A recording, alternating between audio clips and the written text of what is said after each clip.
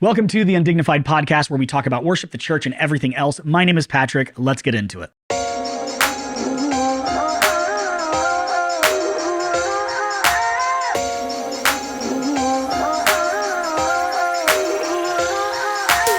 I'm so excited because today we have Brett Younker with us. Now, Brett is someone I met many years ago in New York City, where I am a worship pastor. And at the time, he was also a worship pastor. But since then, he's moved on to Georgia. He's at Passion City Church, where he is a worship leader and pastor there on staff. But Brett is also a songwriter, and he's written songs like Build My Life. Heard of it? If you're a worship leader, you probably have. But we get into all sorts of stuff with Brett. We talk about songwriting today. We talk about pastoring. We talk about leading and raising up worship leaders. This is a really helpful conversation for me, and I know it's going to be a really helpful conversation for you. And we also had a really great time. So without further ado, here's Brett. Let's get into it. Thanks for joining us today. Welcome, everybody. We are so glad you're here. I get to interview a friend today, someone I met so long ago. Everyone say hello to Brett Younker. Am I actually saying the last name correctly? Yes, you are. You nailed it. Way to go, Patrick. Way to go. Yeah, so thank you so much. I appreciate it. Off to a great start. Tons of technical issues. We worked it out. Here we are. You are one of my favorite worship leaders. I have so much to ask you. We have a bit of a history, but first, can you give us a description, like in your own words? What is it that you do? Where are you at? Et cetera. I'm Brett. I live in just outside Atlanta, Georgia, in Marietta, and I'm a part of a church called Passion City Church that has been around for a little over 10 years now here in Atlanta. And I'm married to my wife, Ansley, and we've been married. We got married back in 2009. So math is tricky. I think that's like 12 or 13 years. So, but it's been awesome. And we have 3 little kids. We've got 2 girls and a boy. So I've got Anna Jean, who's 10, Shiloh, who's 8, Johnny, who's 5, and we have a dog, Golden Doodle. I mean, what a cliche. And, but he's awesome. He's amazing. His name's Sergeant Pepper. And, yeah, I'm a huge Beatles fan, massive. So he's amazing. Yeah, I have been a worship leader. I help write worship songs. And I've just been in and around our church since the beginning. And then I came on, so kind of like just a brief summary of my story was I went to college, University of South Carolina, business degree, felt God's calling on my life to serve people in ministry. Music was where those kinds of lanes of opportunity would open up. And that took me up to New York City in 2006. So it was a very fun test where we met. And it was a very fun time to be in New York, post 9/11, before iPhone. And so just think about that cultural moment for a minute. And it was awesome. I had this heart to go reach the world, and what better place to do that than the middle of the world. And it was awesome. And God was bringing lots of amazing people to New York in that time window, like yourself. And so, yeah, but just felt God continuing to open up those doors. And I got to be around some other worship leaders, moved back down to Atlanta to kind of learn and grow in that, and to start write songs, and had a band, traveled, played at every youth camp you could ever imagine. Wherever, if you said you had a group of students and you gave us a call, we would be there, no matter where in the middle of nowhere that was. We would do it. Actually, one of the middle of nowheres I did was for Crew out in New York, outside the city. And I remember pulling back the sheets and a cockroach rolling out, and I was like, "Oh, Jesus!" That's the youth camp experience that nobody wants, but everybody gets. We all get it. We all have it. It is a rite of passage. And so, but it was awesome. So anyway, but we would just start writing songs to play at these youth camps, and then somewhere along the line, around late 2000s, 2008, 2009. Passion City Church was getting started, and I was a kid that grew up going to the Passion conferences as a college student, like a lot of people in our generation, in our wave. And my life was so changed by Passion, in the sense that the message that we carry at Passion is just this idea that Jesus is at the center of everything. And when I heard that, I just wanted to leverage everything that I was going to be about in my life for the glory of God, for the fame of Jesus. And I didn't know what that looked like, and I didn't know how like I know the practicalities of it. I was just like, that to me sounds like a compelling thing to live for, something that's bigger than myself. And so, anyway, that all of that movement was now starting a local community version of that in my hometown in Atlanta. So I didn't know I was ever going to lead worship because my heroes started moving to town, like Chris Tomlin and Matt Redmond, and they were very much leading worship at our church. And so it's like, I'm here to do whatever. I just want to be here. And so You're like, if you need over anybody to train up Matt Redmond or Chris Tomlin, I can do that. I'll disciple yeah. them and make sure they got it. If he needs a coffee, I'm here to help. So, but what was amazing is me and some of my friends, these guys that would play at these youth camps with me, God just kind of put us in a space about 10, 12 years ago, just to be able to be around these guys and to learn from them, and people like my pastor Louis Giglio, and just to see how they lead and shepherd people. And how they carry the message of the gospel to as many people as possible. So we've just been around, been serving, and having a young family, and it's been amazing. Very grateful. Well, I want to ask you. I have tons of things I want to ask you, but there's two things that I want to start with. What is your favorite Beatles song, if you can pick one? Oh, yeah, that's tough. I think my go-to answer when I've asked that is A Day in the Life, just because it kind of has all the good parts in it. It has the John stuff and the Paul. I mean, it's like very much the John and Paul thing. And can't. John's vocal on that is bananas. Yeah, their vocals are incredible. Yeah. But I really I think as I've gotten older, the Rubber Soul and Revolver era is probably my favorite era, because it's still them being very much a pop band, but they're like definitely kind of pushing what they're doing. And so I love the later stuff where they get kind of very, like, they push the studio to heights it's never been to. And I love the early stuff too, when it's just like club rock and roll, like, they're just trying to sound like they're heroes, Yeah.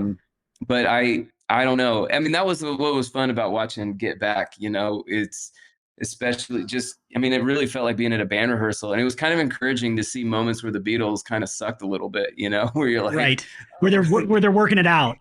Where they're working it out, but you do see the moment where you're like, oh, and that's why you're the Beatles. Like, that's why it's the four of your lives coming together in this certain way that is the thing that was the lightning bolt that changed a lot of people.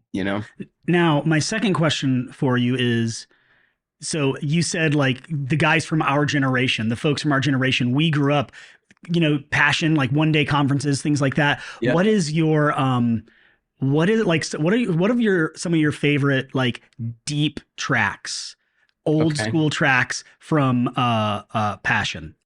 From like the 2000s era Passion? Or yeah, even earlier, whatever. I have a bunch. I mean, kind of what changed my life was going to a Passion. It wasn't a conference; it was a tour stop in Atlanta. I was a senior in high school. I used to do the singles Bible study 722, and I never heard anybody talk about Jesus the way we would.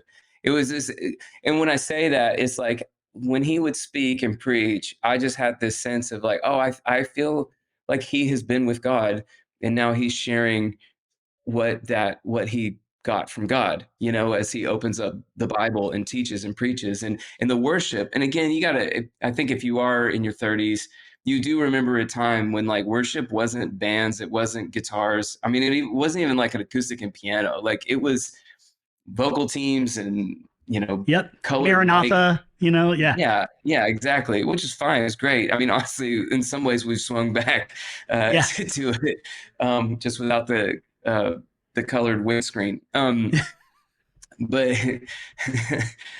we could have a whole podcast on church aesthetics. But yes. But but all that to say, "Sweep Me Away" was this song that Charlie Hall did, and it was Yes. 4 lines. And I was a senior in high school, and God was just doing so much in my life. And then to hear this message of like, hey, the gospel doesn't begin and end with you. Like a lot of times, and this is in the American church, and it's we become the center of even the gospel story, which is so true that Jesus did love us, he died for us, he gives us life. That all of that's like 100% true. It's just not the full picture. And the full picture is that God did all of that because he alone is worthy of all the glory of it's ultimately like so that we can all enter in and be in a relationship with him and give him the glory and the honor and praise. Because if he needs to be at the center, if we're at the center, then we become God, but he alone is God. And so I never heard that kind of a message before. And so then to sing a song like "Sweep Me Away," and then to be in verses like Galatians 2:20 that says, "I've been crucified with Christ, and I no longer live, but it's Christ who lives in me."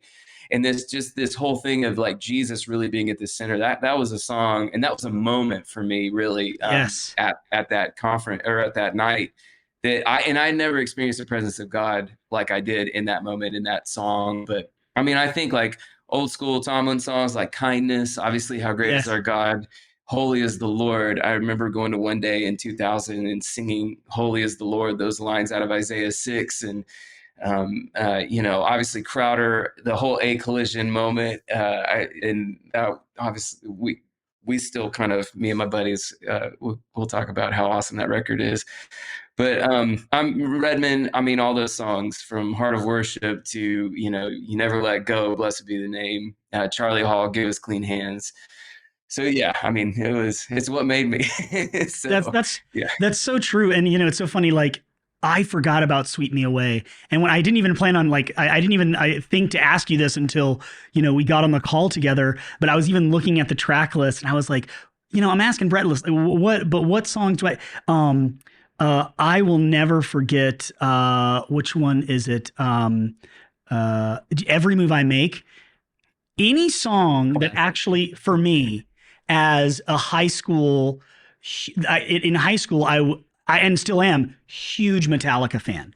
So and this is so sacrilegious to even make this comparison, but any song that even had the whispers of a guitar riff in it, I was like, Uh-huh. yes, we're getting closer. We're getting closer. I loved "Every Move I Make." "Sweep Me Away," yeah, you said it's like 2 lines and maybe 2 chords, but Yeah. like but a super prolific song. And then what's that? Yeah, "Send Your Rain," opening track, Oh just yeah. vocals, "Send Wow. Your Rain." Yeah. Gosh, that was an awesome time. And now you are just kind of, you're a part of that church. You're entrenched in that movement, and you are a songwriter, you're a worship leader, but you have also been doing like you're now teaching and preaching as well, correct? Yeah, that's right. I do. What do you I do there enjoy that. officially? What would you say you do Yeah, here? what do you say they do Uh, here? Yeah. no, I wear a lot of different hats, and I live in a couple different places within our church and everything that we're doing. Right now, I mean, I've helped build our worship team with Christian Stanfill, and there's a big team now that helps run that. Guys like Jeff Johnson and just some great leaders, great people. So we helped build that, in those kind of about 10 years ago through about 2018, 19, 2020, of Yeah. just assembling, okay, who are people who are anointed and gifted to lead worship and to serve the whole house in that way, and kind of help grow that, develop that. So spent a way of doing that. I still lead worship on Sundays, probably once every 3 weeks, or, we have 3 locations in Atlanta and one in Washington, DC. And Oh, when we started the one in DC, I used to go up there, and my buddy John kind of helps oversee the worship there. So I'd go up there and help them get going. So I've done that, but now what I do now, and then during the pandemic, I helped lead our young adult ministry, which is kind of 18 to 25 ish, kind of yeah. college, a little bit of post college. And so I still help in that area of our church, but right now my main responsibility church wise is we do a once a month gathering called the Five, and it just meets on Sunday nights, and it kind of pulls all three of our Atlanta locations together, and it kind of just helps us take some extra steps beyond like what a normal Sunday morning would. Yeah. And so right now we're looking towards Passion 2024 and gathering people again, this time in the Mercedes-Benz Stadium. And Wow. so one of the things that we're doing is, how do we connect like our local community here in Atlanta to what God has called us to as a movement and as Passion, the movement. And so this fall we'll use those 5 o'clock gatherings as a way of just stoking and stirring our hearts towards prayer and worship, for our city, but also in a way that would help kind of connect us to what's happening in the movement side of what God's doing. So I help lead and organize that. I write songs for Passion Music and for our church. So that's a big piece of what I do. And then just this last year, I launched a podcast called Jesus Songs, where I get to hang out and talk with some good friends. But really, it's coming around like, what are the songs that we all know and love? So like in season 1, talking to Cody Carnes about Firm Foundation, or Jesse Reeves, who helped write I Speak Jesus. Just some of these great songs. And Christian talked about Glorious Day, and so it's just, on season 2, I'm working on that right now. It'll come out this fall. But guys like Matt Redman, and with Matt, we obviously did like more than one song, Yeah. because he's Matt Redman. He's got a couple, But he's got a few. But what I love about it's been a very fun project, and obviously, if you're listening to this podcast, you might be into it. It's just when it's not so much a how-to, but it's more so of like, man, if you could hang out with some of these people, you could hang out, with Matt Redman for an hour, maybe you could get a little window into how he sees life and how he's processing leadership and God and life with God and the church. And to me, that's really what the artistry of songwriting is. It's how are you perceiving the world around you, and then how are you perceiving what God is doing in and around the community of the church, and then how are you giving language and voice to what God is doing. And so it's a fun. And sometimes the stories are just really fun, So Yeah. Well, it's so funny because I reached out to you forever ago, and I was like, hey man, I'm doing this podcast, and would you mind being on it? And you were like, yeah, absolutely. And then all of a sudden, I see all these reels and shorts, and I'm subscribing to your podcast, and I'm going, love it. This guy took my idea, man. Man. No, but it's been so cool watching you, like watching some of that stuff pop up, and some of the conversations that you're having, where you're getting to talk to all of these songwriters. And it reminded me of like this question I wanted to ask you. And maybe I'm jumping in too deep, like right off the bat, but here we go. Like, I feel like there is this culture that's been created, or expectation that's been created in churches specifically when it comes to worship pastors and leaders, where it's almost expected that they be great songwriters. And I've even had pastors look at me and go, hey, when are we going to start writing? And I've said, I'm like, well, when we get some songwriting, you know what I'm saying? Like, what are your thoughts on how gift calling, because obviously it's a skill that can be fostered and learned, like you talk about with these songwriters. How do you view songwriting? Do you view it as, like you even said, anointing or calling, maybe is what you said? How do you view calling versus anointing versus skill versus gift versus luck? Like, how do you view songwriting when it comes to, how do you just give me your opinions, if you don't mind? Yeah, no, I think it was a great observation. And I think, I will say this, I'm a part of a church that really values an original expression of worship. So, I mean, in the history of Louis and Shelley's life and ministry, even before Passion, before people, were hearing CDs and records and all of that, they were campus ministers in Waco, Texas. And Louis and Shelley would be singing on that vocal team, and then he would walk around one stage and come back around and preach the message. And so I think that's one of the reasons I've resonated with Louis, is because we value something really, really similar, is we value a community's expression of worship. And I think even if you were to look around at some of the larger houses of worship, you would see leaders who have a high value there. And so I don't necessarily think every pastor has that high value, but I really think it starts with the lead pastor's Like what does the lead pastor and what does this community value in original expression of worship? On the one hand, I go, yeah, well, I mean, the pastor spends all week writing a message that's unique True. to this community. Surely we could write 4 lines, of something. We could cobble something together. And I mean, if it sweep me away, it's just one line 4 times again, repeat.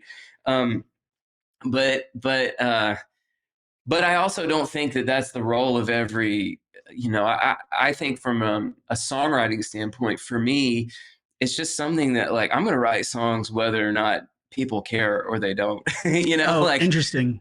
like it's one of the ways for me that I interact with God and that I process what God is working in and through my life is by spending time, whether alone in this is my writing space that where I'm in right now, or if I go meet with some friends, or if we go think about God for 4 hours and we try and write a song. And it's not all like a personal. I don't write necessarily all just for like my own personal way, but it's like I'm going to write songs whether or not somebody said, "Will you write us a song?" or not. It's just. And one of the things, actually, when I was in New York, I had this massive breakthrough.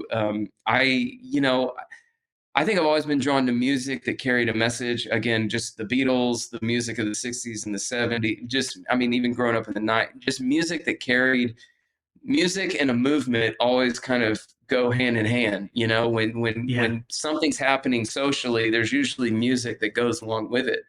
And the same is true for the church. As God is moving, there's usually songs that accompany this move of God. And so I'm just like, I just want to be where God's moving. And music is a big piece of that. But I didn't know. I thought, writing songs is just, you had to belabor over it and just really, this and the other. Well, then I met this guy named Nate in those years that I lived in New York, and he was like a real songwriter, had like a publishing deal with Warner Chappell, went to Berkeley. I was like, wow, he's like the real deal. And he was like, Yeah. why don't you come over to my apartment and we'll write a song? And I was like, I'm sorry, what? You Right. just do that? So we went and got lunch, we wrote a song, and we did that probably 2 or 3 different times over the year and a half that I was there. But that was the beginning of going like, oh, it's that not easy, but it's you have to treat songwriting with that kind of an intention of I almost have like an appointment to do it. And I'm going to do that. I'm going to spend some time cultivating that. And I can in an afternoon. That's what I love about songwriting is you started the day, you had nothing. And then at the end of the day, you have a song. And so I think for songwriters out there, that I would just encourage you, that's the joy of writing songs is actually writing them. And then, because most songwriters that I know, the ones that are doing it professionally, they write, 8 times more, 10 times more songs than you've actually heard from them. And that can be discouraging when you're like, it all lives on a Dropbox that nobody will see and hear. Ever. But Yeah. yeah, but that's the joy. It's the joy of digging deep and coming up with something that didn't exist before, and that's awesome. And but then back to your question about pastoring and leadership, I think we need to write songs pastorally, and I think that's one of the ways that a community can have a bit of a thumbprint on what God is doing. I think we live in a day where it's hard to have uniqueness in general. That's not just musically speaking with churches, because we all start to look and sound the same. But that's the way we are with fashion. It's the way like I remember when again 2000s going to New York, you could only go to H&M in America if you went to New York City. And that's the only way you could buy something from H&M. But Love it. now that's not the case. And then with the internet, it can show up on my door just as fast as it can be at your door. And so we're just in an interesting moment. So I do think though that writing something unique for your community that maybe uniquely expresses how God is moving within your community, I think is really amazing. It does take time, it takes energy, it takes resource. And so I think you do have to go, you have to answer the question, do we value that? And then the other thing is I don't think every worship pastor is called to do that. I do think there are some leaders that you're like an amazing shepherd of people, and you can call out their gifting, and you have a way of walking with people and helping them step into who God has made them to be, or you're a community builder. And I actually think a lot of pastoring is that. It's going, am I creating a space in which people are connecting with each other and with God? And you might not need to be spending, afternoons, kind of grinded for 4 hours at a time, just trying to, you might need to be like kind of more relationally in the mix of what's going on with people. And so, I don't know. I think it's just kind of unique to wherever you are or what your skill sets are and really what you're kind of bringing and how you're best serving the greater community. I don't know if that No, answers that's your question fully, but that's really interesting. And you kind of went down one path there where you were talking about how you're writing these expressions out of, some sort of personal experience, et cetera. I was talking to, actually, I was filming one of these episodes with a friend of mine named Eric Marshall, and he has a project called Young Oceans, which writes really interesting, I would call it worship music. And yeah. when I was having a conversation with him, he kept saying, when I write prayer music, and I know him, we work together in New York. And I finally just stopped him. I said, Eric, I know you. You keep kind of winking at me when you say prayer music. Why do you say prayer music? And he said, well, I think that worship music is so huge. It's so many things are defined as, we would just say in the church, worship music. Nothing wrong with that at all. But this is stuff that has come out of, most of the songs I've written have come out of my personal time with Jesus, my prayers, my words to him. And so I've just intentionally decided to call it prayer music because I think that better describes what I'm actually creating. And that was really, that was really interesting to me. Yeah. Oh, I love that. And I think I think there's space for so much of it, Yeah. and, cause I was having this conversation with a buddy, I think you can think, oh, I do think like as you move through, like, okay, there is like things that feel kind of deeply personal. And I think sometimes those personal things can resonate with a greater group Absolutely. of people. I heard John Mayer say one time, if he swings for the universe, he usually swings and misses. But if he writes about something as simple as reaching out for a glass of water, somehow there's the simple thing, there's a universality, or there's something that connects with everybody about having to do that, because we all have to do that. And so I do think there is that. But I think and from a pastoral sense too, it's going like, hey, as a faith community, are we singing about the cross and the resurrection? Are we singing about the glory of God, the greatness of God? Are we singing about our identity in Christ? Because what I find is, as a pastor, is a lot of people who are in church today, they might not have come up with a church background, or even if they have, they don't read their Bible. And so one of the things I find too that's so powerful that songs do, and songs have been doing this in the church ever since, back in the Charles Wesley days, it's like it was a way for people to interact and see and know and understand and carry with them. You put these truths into melody, and there's just something about that. And then when people come together, so I would say even too, for me, I really love, people are like, oh, would you ever want to make like a singer-songwriter thing? And that's just never been the thing that drives me. It's always been about the gathering of God's people and going, what's going to help give us when we get in that space, what is the thing? What do we need to say together? What is the thing that God wants to communicate, to be sung in that moment? And finding that, searching for that, praying for that, asking for that, to me, that's the joy. That's where the joy comes, is in the journey of figuring out those little things. And not every artist, not every songwriter is set out to go do that thing. So, and I wouldn't put that on every songwriter. But for me, that's kind of the thing that is the driver. And that's, I think, why when you ask me about teaching and preaching, it's the same kind of thing. It's the same thing that's underneath that. That's so true. And I love what you said about, if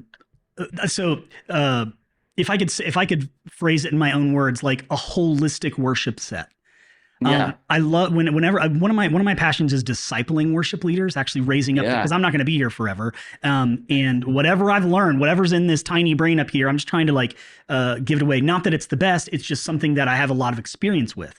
And for sure. I'll always talk about the fact that if you're struggling to write worship set lists, just continue joining in the story that God has been writing since the dawn of time. So if you're and there's four words: creation, fall, redemption, renewal. So Yeah. if there are moments where, yes, we need to focus on the fact that we are broken and in need of a savior for an extended period of time. But if that's all you ever focus on, that's a problem. That's not Right. holistic. So Right. when we're writing set lists, it's like, are we singing that we have this glorious, amazing, creative God? Are we Yeah. recognizing fall? Are we recognizing that we're broken and in need of a savior? But that's not the end of the story. Right. Redemption, that we have a savior that has saved us, and then Yep. renewal. It's not just about us; it's about the whole world. So I love to Yes. hear you repeat some of that back, because I think that's so healthy. There's nothing wrong with singing your favorite worship songs, but No. you are talking about actually pastoring through a worship Right. set, or leading, or whatever word you want to put Yeah. in there. Does that make sense? Well, it makes total sense, and I'm 100% on board. The way we would phrase that around passion would be we call it the worship diet. And Oh, and I'm again, writing that down while you talk. yeah, that's Louis Giglio 101. And but because we don't want to just say the same thing over and over and over. Like, God, come and meet with Yes, us. God, come and yes. meet with us. God, At come and some meet point, with he's us. there. Like, yeah, Great. I mean, we need a song that expresses, Lord, we're here to meet with you and we want you to meet with us. Like, we need songs that express that. But if that's the only thing we're saying to God for the 20 minutes before the message is preached, then we're missing out. And so, and one thing that I find when you sing about redemption, when you sing about the cross, the blood of Jesus, the hope of the resurrection, man, that's when you feel a weight drop down into people's lives. And the reason is because we all have brokenness as we come into that space. And we came to church today to come around the hope of the gospel, the hope of Jesus.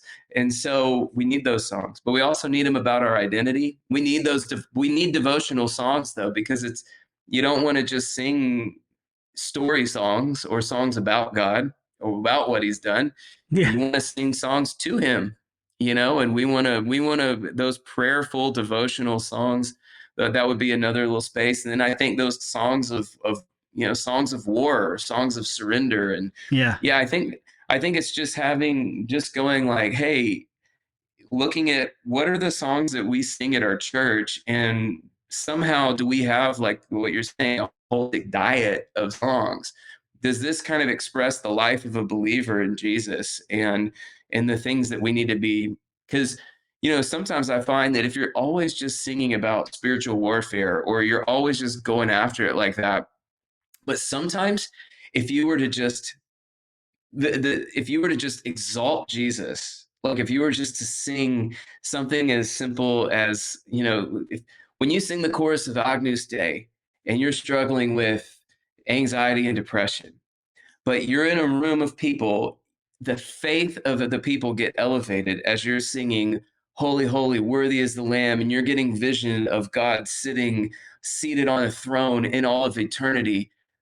I didn't necessarily sing a song about my anxieties, but what I did is I elevated my view to the one who sits enthroned above all of heaven and earth right now. And when I did that, that actually transformed and changed me.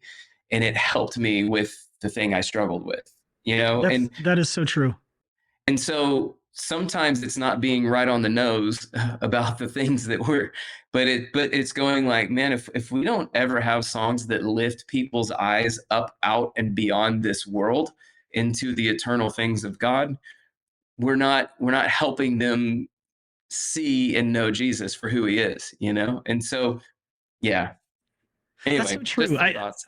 No, I think that's great. And one thing I also love is in what you said is that we often when we one sorry, I've started 17 sentences, but here's what I'll say. What I think about, what I'm reminded of when you share that, is something that I tend to focus on when I lead worship, is that when I come in and I've gone through a rehearsal, I've gone through scheduling, I've Uh-huh. gone through all of this Yeah. preparation, whether I know it or not, to where I'm at a place where I'm ready for the thing. Your heart's Meanwhile, cooking. Yeah. yes, yes. Meanwhile, these people are just hopping off the train, New York City, Yeah. hopping off the train, barely could get their kids dressed that morning, walking in Yeah. They definitely got in a fresh. fight on the way there for Yes, sure. yes, absolutely, Yeah. absolutely. No, not us, but other people. Yeah, Um, sure. No, but no, yeah. but when you come into that space and you are experiencing, one of those, big things like anxiety, depression, or even just like a tough trip to church that morning, the voices of people declaring God's glory also lift others up 100%. when they may be at a place where they are maybe even unable to get there on their own. So Yeah. I totally resonate with what you're saying. I think that's so true. And if you don't mind, I actually want to speaking of people coming to church and things like that, I want to change the subject just a bit, because I think Great. you have a very unique perspective, because you're talking all about passion, but you Yeah. and where you're at now, you briefly mentioned that you were a worship pastor in New York City, and that's where Right. we met. And Yes. most of the people I have conversations with are in a completely different context than me, which is great. And Yeah. I have something to offer them, they have something to offer me, and you have a unique perspective of having kind of been where I'm at, but now For you're sure. also in a completely different place. And I'll never forget one of the only times we really hung out in the city. We would see each other here and there. You said, "Let's go get a burger." Yeah. We go get a burger, and I'll never Yeah. forget Sixth this. Avenue. Yeah, baby. Yeah. And I walk up to we order. I walk to the register. You go, "I got this," and I go, "Dude, don't worry about it. Don't worry about it." And I pushed hard enough to where you turned and you looked at me and you said, "Don't rob me of my blessing." And I went, I will never not say that phrase. What a dork. I'm such No, a dude, dork. you're God. totally being tongue in cheek. It was so fun. Yeah. You're like, "Dude, don't rob me of my blessing." I said, "I will not." Swipe, free lunch, amazing. And then I was thinking to myself, I should have gotten those fries too, man, whatever. But You definitely should have. you have this perspective of leading in all sorts of different contexts. Yeah. What are some of the differences, being a Yeah. part of a larger organization now, multiple sites, campuses, whatever, but then Yep. also back in the day being a part of a smaller church plant in New York City? What have you I know this is a potentially really long answer, but what are some of the things that you've noticed, learned Yeah. along the way, having those different contexts? Man, such a great question. And I am so grateful for those days and for your Oh, yeah. friendship, even in that year and a half. Because, well, and I remember too, you were working at the Apple store to make it all work so that you could help plant a church. And, I think that's one thing that's different, in New York is there's a lot of, even in my role, I came up to be a worship pastor, but I was also in charge of sourcing a sound system. I didn't know how to do that. Loading in, setting up. We met in Ruston High School we Yeah. met on the Upper West Side in the morning at an elementary school, and Ruston High School down on Sunday evening, and just rocking that box truck up and down, Oh. Manhattan, and there's just, and I think so. My time in New York gave me a great perspective of what actually it was so good for me as a kid that grew up in Atlanta in the South, going to college in South Carolina, where church was very cultural and people go to churches. New York wasn't, and so it was like, okay, well, I go to church because I believe in Jesus. Okay, great, but it helped me. I think a great gift of being a part of a smaller community or being in a church in maybe a city like New York City is like, you really understand that you're a part of a community of faith, and it's our encounter with Jesus, it's our belief in Jesus. Jesus is this thing that brings a lot of very different people together, and that's the thing that we are all united on. And then I have a way of serving this greater community, and we all do, not just music people, but that's our way is to then serve the greater house, the greater community, So New York and being a part of a church plant was a huge way of kind of going, oh, it's not just I help with music. It's like, no, we're all friends and we're all going to go to the, wherever, whatever restaurant after the fact because it's just us, and let's wrap this thing up and then we're going to go, go hang out some more. And help work out this faith that we have and help reach this city that God's put in front of us. And so that was awesome. But I do remember being very discouraged in that time because I remember I had interned at a large church here in Atlanta, a lot of resource. And again, I had been at things like 722 where the music was just, I mean, the quality of the music was just so amazing. And I remember kind of looking around our church going like, I know Homeboy says he plays the guitar or the bass or the drums, but I heard him and I don't think he plays that, Yeah. And so like, and even if I look in a mirror, I barely can pull it off myself. And so, and I didn't have resources and here we are in the greatest city in the world and all that stuff. And I just was really discouraged by that. And I remember it was in the summer of 2006, and I just went by myself Tuesday night to Brooklyn Tab, and I went to the prayer meeting. And obviously people know about it. People come from out of town, they'll swing by. Like I'd never been to it, and I remember being like deep back in the bottom under the balcony, and had the vocal team. And it wasn't any style that I was used to, but they were singing an old school song they used to sing back at the church I grew up at. Let the glory of the Lord rise among us, let it rise. But the place was on fire. And it was like, all those feels that I would get at something like Passion or 722 or something like that was there, but the style was totally different. And it really moved me. And I went and sat at a Burger King down the street by myself. And I was just processing what God was doing in my life and in my heart. And I remember him going, Brett, do you know why the place was rocking? Like, do you remember why this place just like the atmosphere had shifted? It's because my spirit was there and my presence was there and people were hungry to meet with me there. And he goes, that's the difference maker. So as a church planner or as somebody who, we planted Passion City Church, but it's very different experience coming from a movement and being, here in Atlanta and all this kind of stuff. But for me, the difference maker is not how cool your band is, not how great, like those, like I want it to sound good. I want it to look good. I want to use all the artistry that we have. Why wouldn't we? Why wouldn't we want it to look good, sound good as best we can? Let's bring our best. But at the end of the day, the difference maker for people is when they walk into the room and they go, even if they don't know God, and they go, these people, they don't seem like they go together. Why are they all here? And there seems to be a transcendent thing happening when they come together and they worship God. And for me, that's the thing that's going to elevate us and lift us up and all of that. And so that was a big lesson I learned in New York. But, I think that's the tough part about church planning is you're all in all the time, and that's a grind and it's really hard. And then I think when you get to be a part of like a bigger thing, like that, like you said, our church, I've moved through different spaces of our organization. I'm a builder. So that's kind of been a harder thing for me as our organization has grown sometimes you got to build something and then somebody else is going to come in and start running the thing that you built, which means they're going to start picking apart some things that you helped put together. But then you realize, this is what Paul talks about in 1 Corinthians. Paul came and goes, I laid a foundation and then other people are building on it.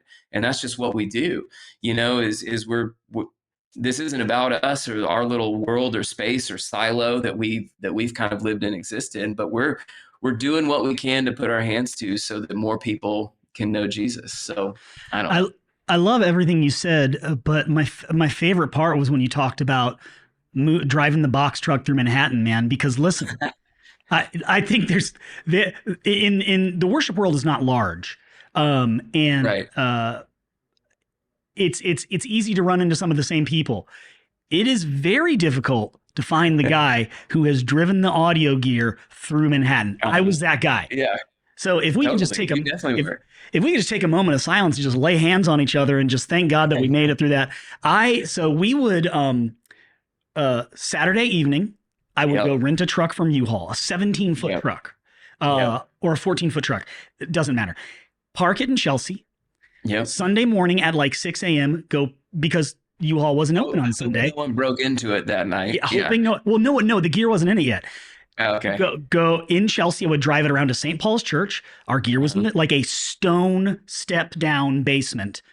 Yeah. Our team would take all the gear on the truck, Upper Uh, West Side, morning yeah. Oh, yeah. service, Yep. unload, set up, load Yep. back in the truck, drive back down to Chelsea while they are setting up the gear, return the truck, walk back to the church in Chelsea, lead, take all the gear back downstairs, and then go Oh, yeah. home and cry a little bit Yep. due to the Yep. pain that you're experiencing physically in your body. Man, I resonate so resonate so much with that. We are kindreds, bro. We are kindreds. That is Oh, amazing. yeah. But I But think I the thing is like that's the spirit. Even like if you're whatever team that you're on at your church, whatever place that you serve, like there's obviously that way of living is not sustainable in life. Like, yeah. but I do think that like you're gonna have some issues, especially if you get married and start having kids. Like you're gonna be like, I need to see my children at some Yeah. point this week. Um, but like even those seasons change. I think what me and Ansley do is we have to step back and say, but where is our family giving and serving? Where, like where do I still have the same heart that I did as a 22-year-old that was like, gee, God, I love you so much. I want everyone in New York City to somehow come to know you because that's why I'm here on this earth. So why wouldn't I go do those things? And I do think there's a season where you can go full on like that. And then as I think there are seasons when that's not your season for that kind of a thing, Not your but reality, yeah.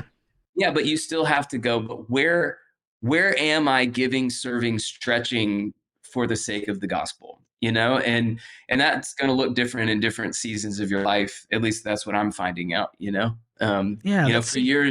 For years I was touring and traveling. I was also on staff at our church. It was a lot. It was a lot on our family. For us coming out of COVID, that shifted a little bit to say, hey, I still want to travel. I still feel this call to carry messages and carry songs, but I just don't think I'm in a season where like my kid, I really want and need to be around my kids because I only get like a window.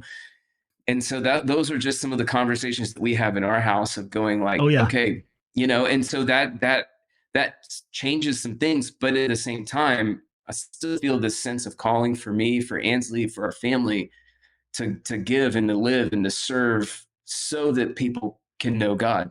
And That's so amazing. it's a constant combo for Well, sure. let me ask you this. Let me ask you this then. So, like, talking about calling and saying, I still feel this call Yeah. to lead in these aspects, serve in these ways.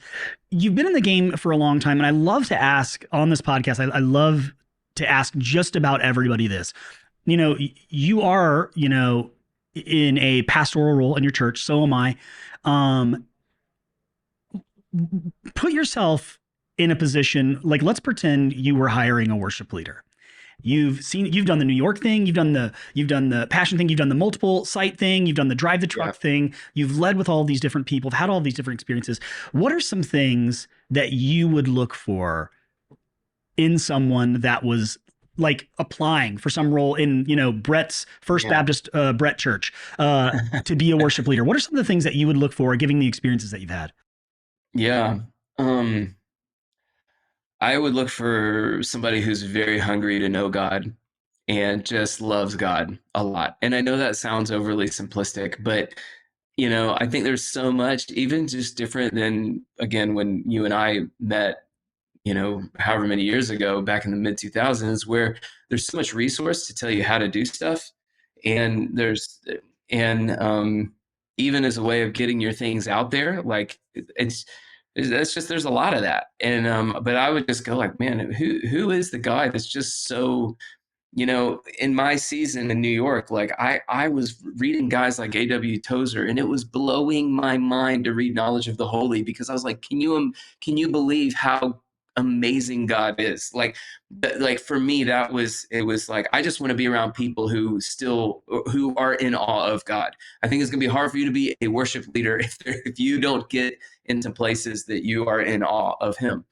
So I think that'd be one thing. The other thing is as we've been talking about, is somebody who really is all about the greater, the bigger than them picture of like, God's way of reaching New York and reaching Atlanta and reaching the world is through the church. And so do they care about the people in the church. And for me, the best worship leaders are the ones who are very connected into the lives of real people, not just people who are in a creative department. Creative people are real people for sure, but I know for me, I'm a better songwriter when I'm around. I have to do this in different seasons. I have to like, it's just so easy, especially being a part of a big organization, like a big thing like Passion, to go. I'm just around music people all the time, and we're great. Like I love us, but at the same time, like I need to get around some guys that work at a consulting firm. I need to get around some of the guys that are working at Salesforce. I need to get around guys. I need to get around some of these people that are moms and dads, and just what are they dealing with? What are they up against? What are they? And as I'm aware of that, I'm a way better songwriter. I'm a way better pastor. I'm a way better leader. And so I think somebody who has an interest in serving the people. And then if I'm going to hire a guy that it has songwriting as a piece of that, is who's a guy or girl that has something to say.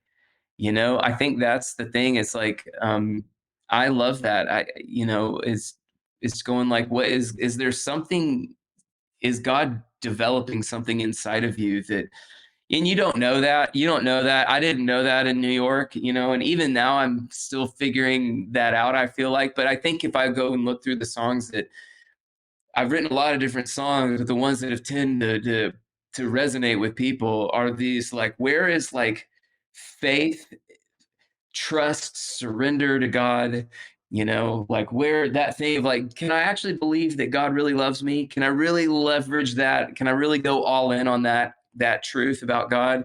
And because that's maybe where I wrestle. That's the space that I might struggle with. But I think what turns out is I think a lot of us, we all have that similar space. And so it's just finding who's got a vantage point, who's got something to say, who's got a message to carry. So those are the things, like, do you love God? Do you really love the people? Do you want to serve the people? Are you willing to go drive a box truck? um, you know, and then do you have something to say? Yeah. I think that's really good, and that's super grounded, which kind of brings me to the next thing I wanted to ask you, which is, for lack of a better explanation or term, you have gained some success when young worship leaders go, man, I really want to be used in this way. I want to do this. Or I want to write great songs. You've seen some success in those areas. Like you've led on, and I know this isn't the point, but you've led on some big stages. You've met some, people who really know what they're doing. You have written with some of the most prolific writers out there. You yourself are a great writer. And I want to ask you, how do you, through that whole process, I've personally watched you continue to be a regular person. And I just, real quick story. I am at the Gateway Conference in Texas because my pastor just happened to know, I have no connection with them whatsoever. And I had a new boss, a new pastor, and he said, "Hey, I want to go out here. I know some people.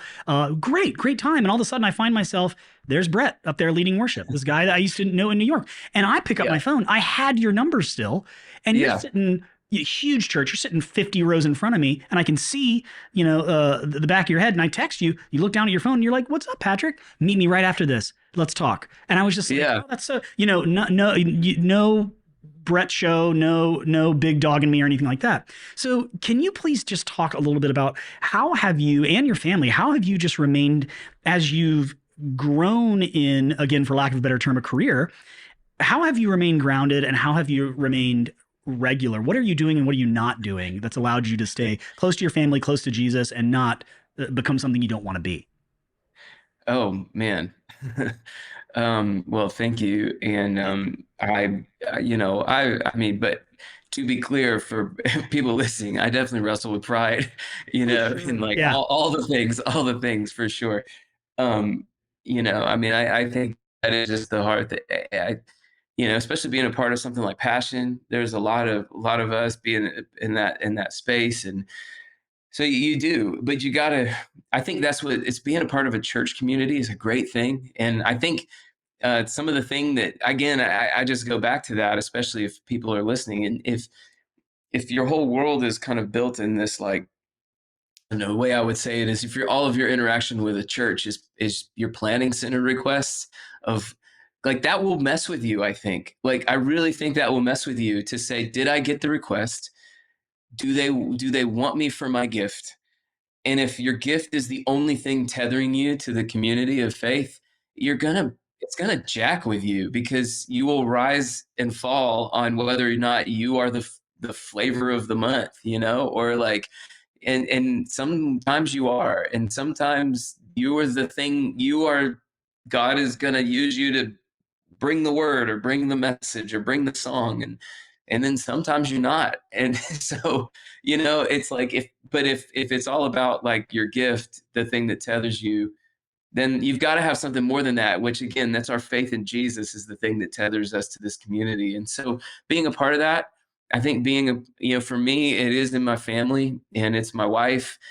She keeps it real for me, and we struggled, and we, there were years, I mean, 2015, especially as we were having young kids and we were trying to figure out our flow. And I love the work. I love the work that we are doing, and that I do feel called to it. But I also believe that, I believe strongly that God can call you to serve in ministry.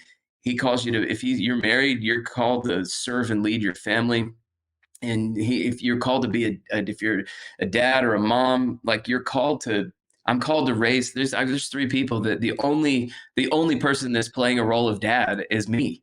And so that is changing the things I am saying yes or no to, because I have a very specific call to be a dad to Anna Jean, Shiloh, and Johnny. And I don't get this right every time, for Oh, sure. sure. Right.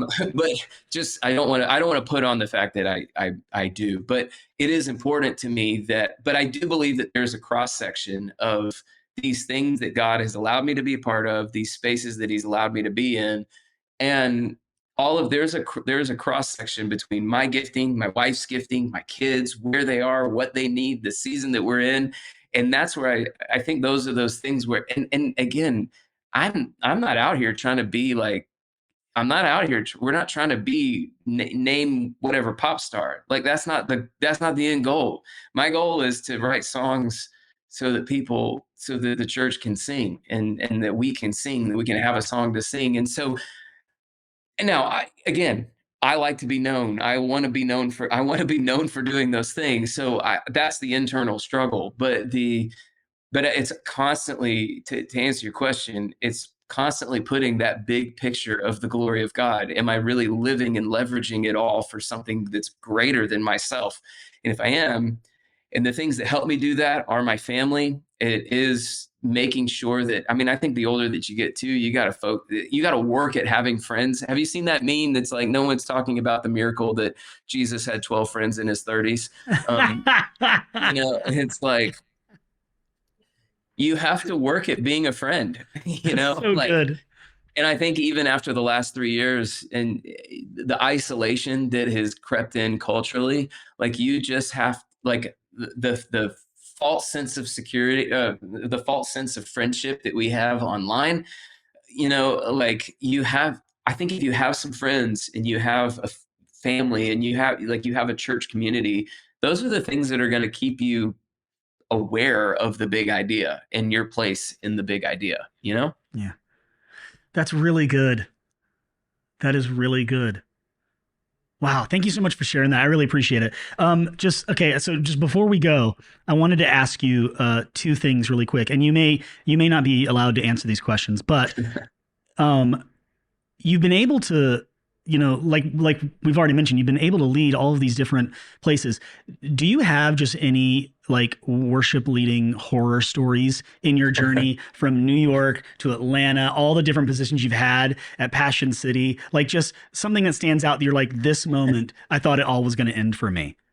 To end, I don't know about end, Well, not end but for I you, mean, but you know what I mean? Like, yeah. I mean, I definitely have led in every horrible youth environment that, in the middle of nowhere, somewhere deep in lower Alabama, like just somewhere in the, and I love, hey, Lower Alabama kept me going for a long time. There's some great churches in Montgomery and Mobile and all that, but I definitely have been in, there was one environment that I went to and it was a youth thing. It was just so bad. It's poorly planned, but they got a fake WWF wrestling ring in the middle of the room and they had it was like a low budget version of that. And it was about 60 students and they were surrounding the ring and he was like trash talking the students, which mind you is overwhelming majority female. Yeah. And so it just was not reading the room the right way anyway. And then we were supposed to play right after the fact, and the guy asked me if can you lead from the wrestling ring, and the band is on the actual stage, and I was like, man, I really hate what's happening right now. And I think I just invited all the students into the ring and they just kind of moshed they jumped around and the band rocked out and I sat on the ropes and thought, I hate this. But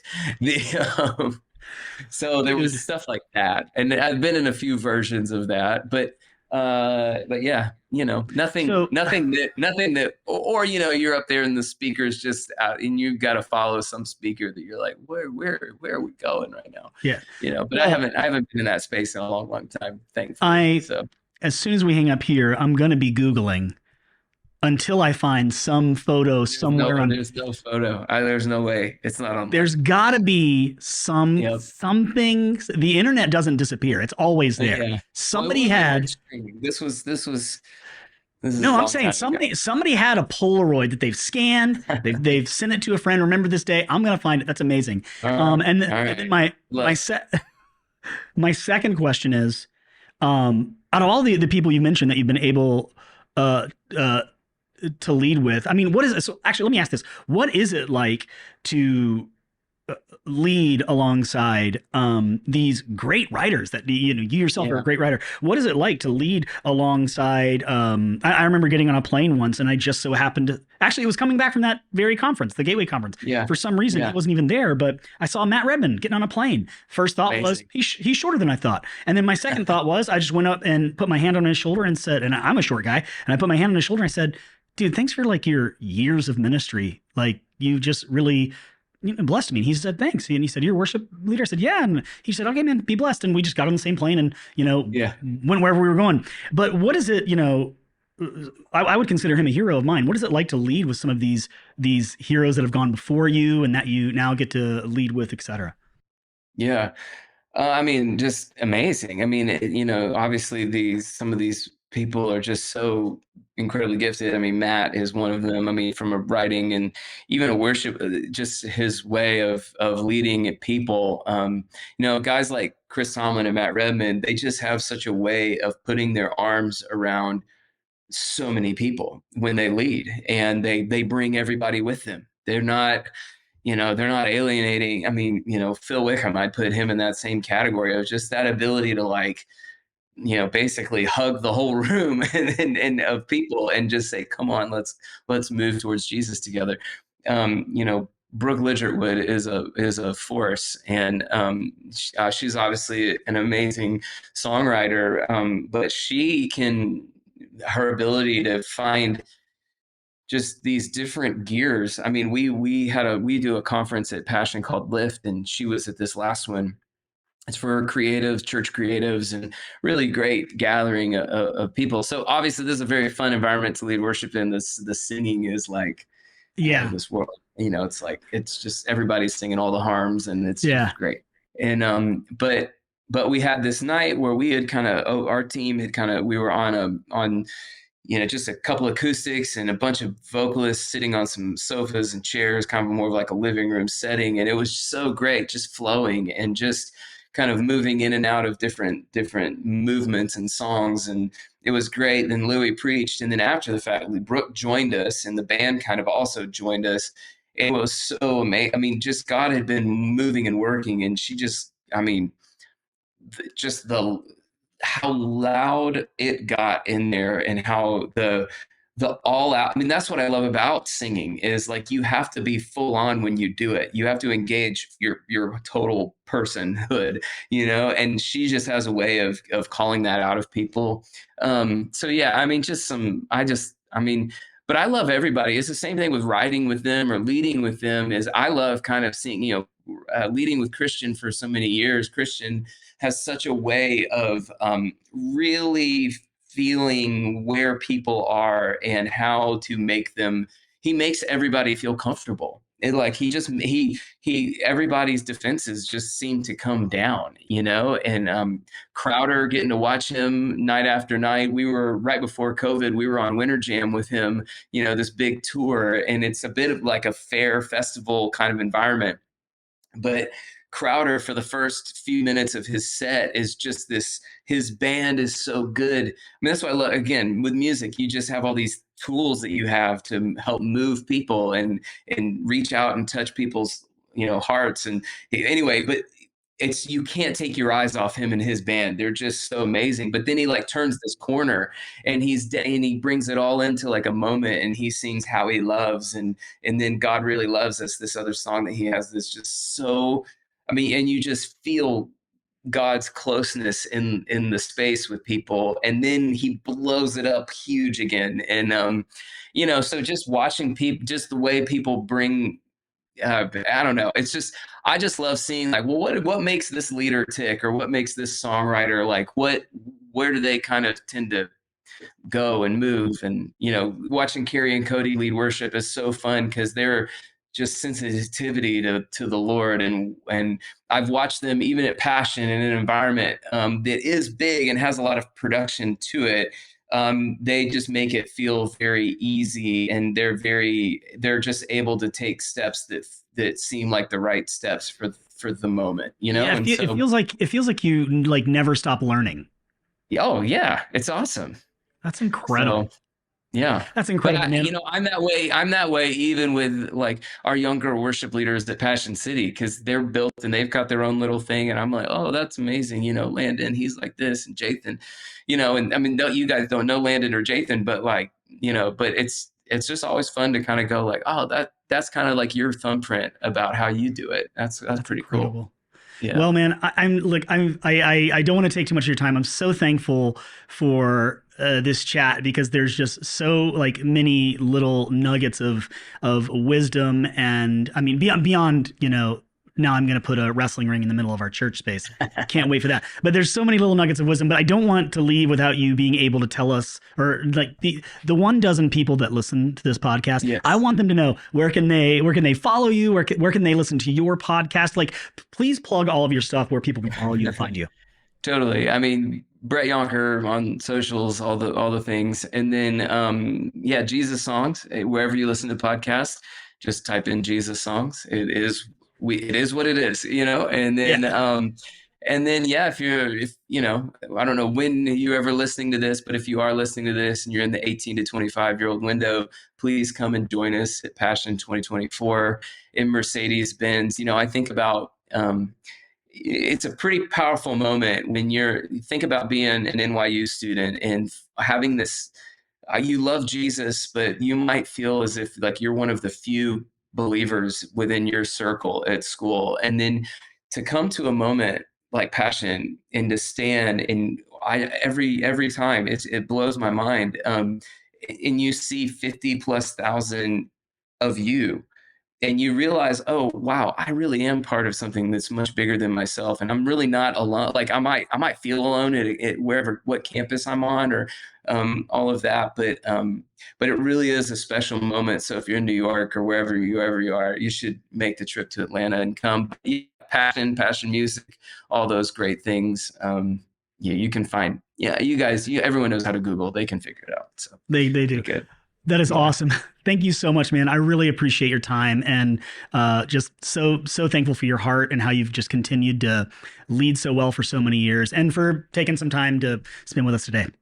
Man, absolutely. Thank you for having me. And I just want to say the same to you, just to be so faithful to serve New York and to be there. I mean, it's amazing to see all that God has done over these years, and so grateful for you, man. Thank you. Thanks. I appreciate it. I'll see you soon. See ya. Thank you so much for listening today, and thank you, Brett, for being here. Don't forget to share this episode, subscribe to the podcast, subscribe to our YouTube channel, and follow us on Instagram, where we're really active. We hope you have a wonderful week, and we'll see you next time.